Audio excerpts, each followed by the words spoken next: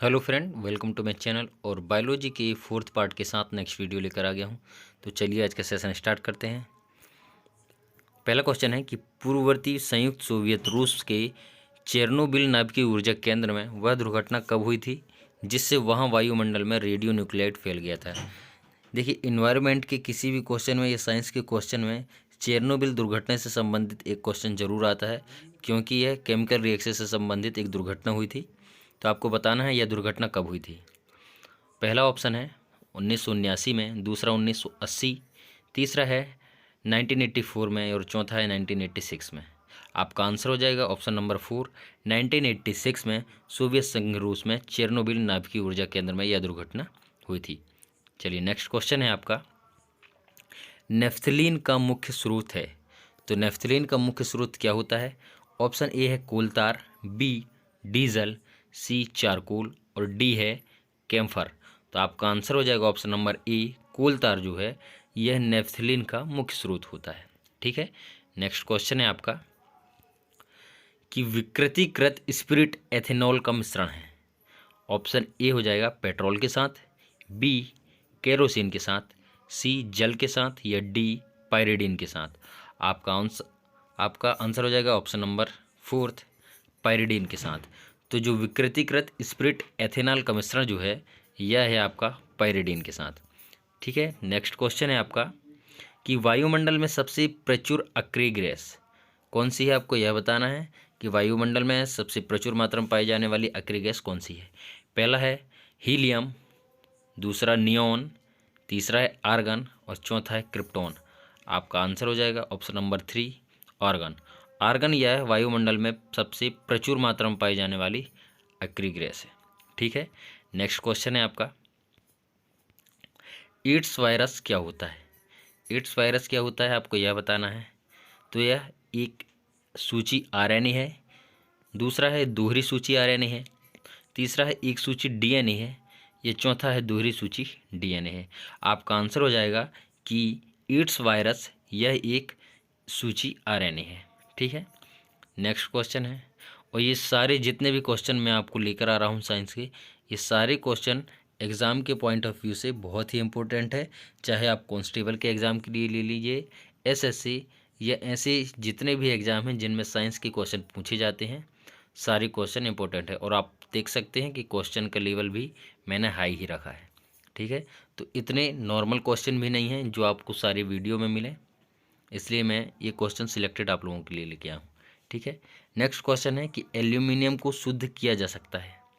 पहला है ऑक्सीकरण द्वारा, दूसरा आसवन विधि द्वारा है, तीसरा विद्युत अपघटन के द्वारा या ओजोन अपघटन के द्वारा। तो आपको बताना है कि एल्यूमिनियम को शुद्ध किया जा सकता है। तो एल्यूमिनियम को शुद्ध करने के लिए विद्युत अपघटन विधि का उपयोग करते हैं। ठीक है, विद्युत अपघटन विधि के द्वारा एल्यूमिनियम को शुद्ध किया जा सकता है। नेक्स्ट क्वेश्चन है आपका कि सेक्स हार्मोन का पता किसने लगाया था। तो सेक्स हार्मोन का पता लगाया था ऑप्शन ए ड्रेसर ने, बी है यूजीन स्टीनेक्स ने, सी है एडवर्ड कॉल्विन ने या डी सैमुअल कोहेन ने। तो आपने एक साइंटिस्ट का नाम काफ़ी सुना होगा शायद इसमें से, एडवर्ड कॉल्विन। एडवर्ड कॉल्विन ही वह साइंटिस्ट है जिसने सेक्स हार्मोन का पता लगाया था। तो ऑप्शन नंबर सी आपका आंसर हो जाएगा। ठीक है, नेक्स्ट क्वेश्चन हो जाएगा कि जो तत्व ऑक्सीजन पर प्रतिक्रिया नहीं करता है वह है। तो इनमें से ऐसा कौन सा तत्व है जो ऑक्सीजन पर रिएक्ट नहीं करता है या प्रतिक्रिया नहीं करता है। Option A chlorine, B iodine, C helium या डी नाइट्रोजन। आपका आंसर हो जाएगा ऑप्शन नंबर सी, हीलियम ही वह तत्व है जो ऑक्सीजन पर रिएक्ट नहीं करता है या कोई प्रतिक्रिया नहीं करता है। ठीक है, नेक्स्ट क्वेश्चन है आपका कि प्रौद्योगिकी मिशन में निम्नलिखित में क्या शामिल है। प्रौद्योगिकी मिशन में निम्नलिखित में से क्या शामिल है। ऑप्शन ए तिलहन, बी दालें, सी मकई या डी सब्जियां।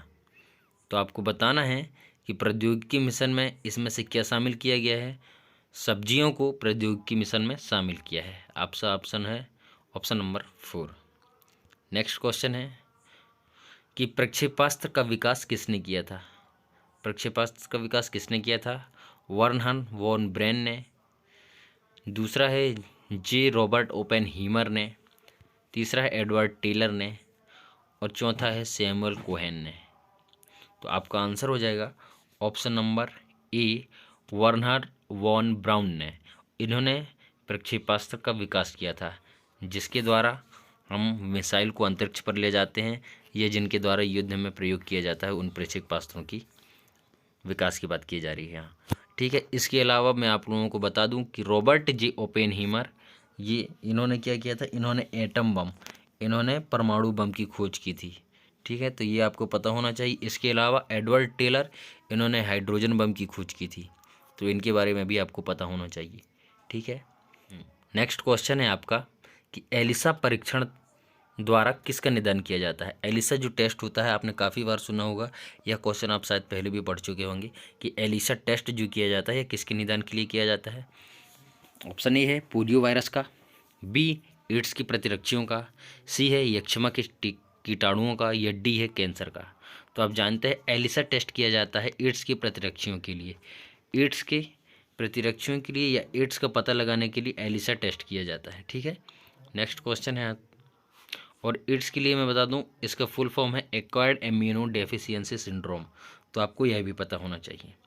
इसके अलावा नेक्स्ट क्वेश्चन है कि भीड़ को तितर बितर करने के लिए पुलिस द्वारा इस्तेमाल किए जाने वाली अश्रु गैस क्या होती है।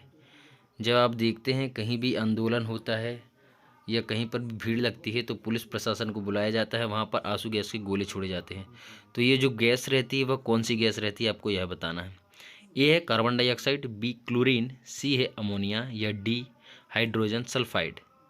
तो आपका आंसर हो जाएगा ऑप्शन नंबर बी, कि इसमें होती है क्लोरीन गैस। जो आंसू गैस पुलिसों के द्वारा छोड़ी जाती है भीड़ को तितर बितर करने के लिए, उसमें होती है क्लोरीन गैस। नेक्स्ट क्वेश्चन है आपका,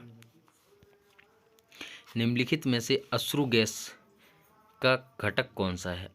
अभी जिस गैस की बात की जा रही है अश्रु गैस, उसका घटक कौन है, आपको यह बताना है। ऑप्शन नंबर ए है इथेन, बी एथेनॉल, सी ईथर, या डी क्लोरोपिक्रिन। तो जो अश्रु गैस, यह क्लोरोपिक्रिन का घटक होता है। ठीक है, नेक्स्ट क्वेश्चन होगा आपका, वह औषधि कौन सी है जो दुश्चिंता को कम करती है और शांति प्रदान करती है। या फिर आप यह भी समझ सकते हैं कि वह औषधि कौन सी है, यह दिमाग में उत्पन्न आपकी जो चिंता है उसको कम करती है और शांति प्रदान करती है, आपको रिलीफ देती है। इसे, ऐसी औषधि को हम क्या कहते हैं। इसमें दिया प्रशांतक, ऑप्शन ए, ये प्रशीतक होगा इसका नाम, प्रशांतक, बी मूत्रल, सी है पीड़ाहारक, या डी इनमें से कोई नहीं। आपका आंसर हो जाएगा ऑप्शन नंबर ए, प्रशांतक। प्रशांतक ही वह औषधि है जो शांति प्रदान करती है। नेक्स्ट क्वेश्चन है आपका, भारत का बहुउद्देशीय दूरसंचार उपग्रह इनसैट 2E कहाँ से छोड़ा गया था। तो जो दूरसंचार उपग्रह इनसैट 2E है वह कहाँ से छोड़ा गया था, आपको यह बताना है। ऑप्शन ए बेकानूर, बी है थुम्बा, सी श्रीहरिकोटा, और डी कुरू।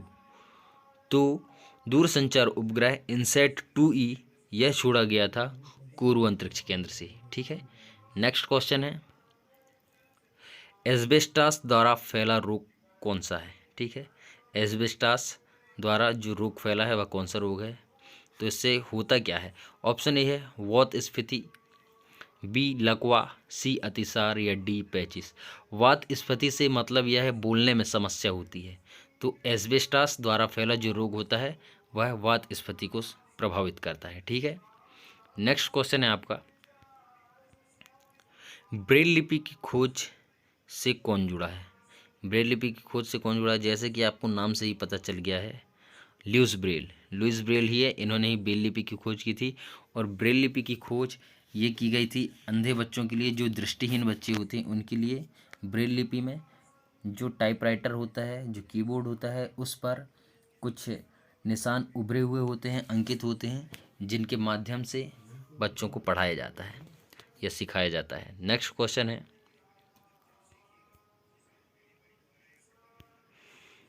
बायोगैस का मुख्य घटक है। तो बायोगैस का मुख्य घटक क्या है। ए ऑक्सीजन है, बी मीथेन, सी एसिटिक एसिड, या डी मेथिल एल्कोहल।